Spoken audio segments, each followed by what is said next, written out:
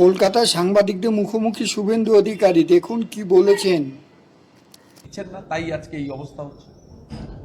শুভেন্দুবাবু, আজকে আপনি বললেন যে প্রধানমন্ত্রীর কাছে একজন নাগরিক হিসেবে আবেদন করব, যারাই আওয়ামী লীগের সমর্থক ধর্ম জেরে বা প্রাণ বাঁচাতে ভারতে এসেছেন তাদের যেন জেলে না রাখা হয়, তাদের যেন শরণার্থী হিসেবে, অতিথি হিসেবে রাখা হয়। আইনটা তো স্টেট গভর্নমেন্টগুলোর, বিজেপি রুল স্টেটে সমস্যা হচ্ছে না।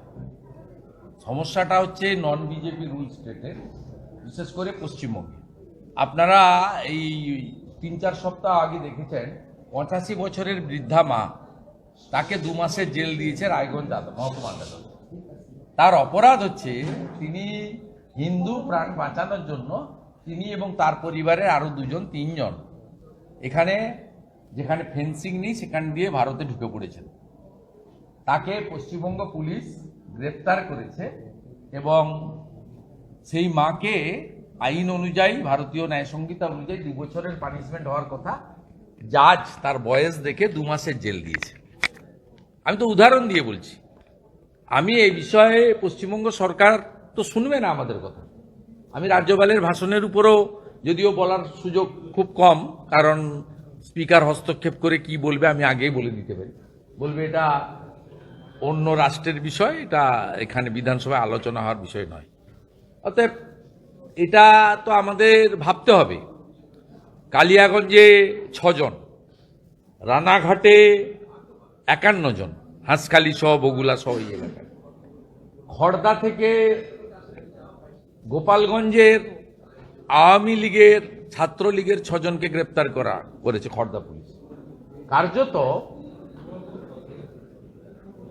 সকলের তো একবার এই দেশে এসে অন্য দেশ ঘুরে আবার আসার সেই আর্থিক ক্ষমতা নেই।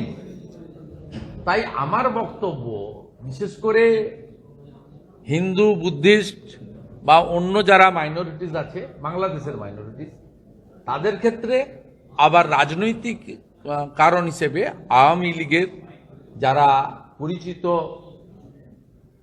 লোক তাদেরকে রাজনৈতিক শেল্টার দেওয়া উচিত।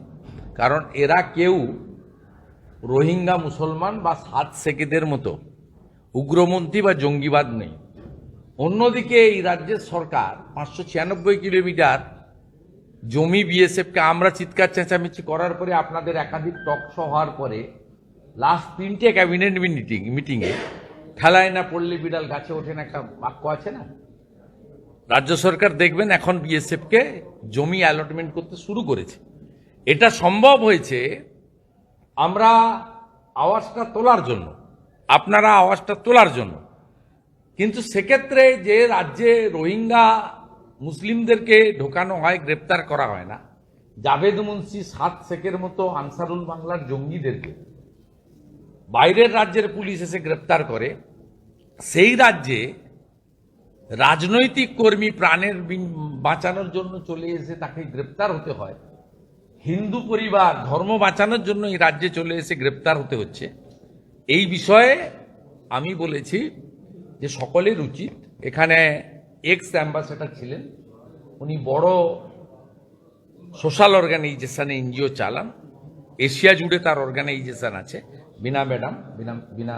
শ্রীমতী বিনা সিকরি। আমি তার প্রেজেন্সেই বলেছি এটা নিয়ে দৃষ্টি আকর্ষণ করা উচিত দেশের সরকার এবং রাজ্যের সরকার। 6 মাস যদি বিশ্ব পরিবার একজোট হয়ে। আমাদের ভিডিও ভালো লাগলে লাইক ও শেয়ার করুন, কমেন্ট সেকশনে গিয়ে জানান আপনাদের মতামত। আরও ভিডিও পেতে চ্যানেলকে সাবস্ক্রাইব করুন। প্রতি মুহূর্তে খবরের আপডেট পেতে প্রেস করুন বেল আইকন।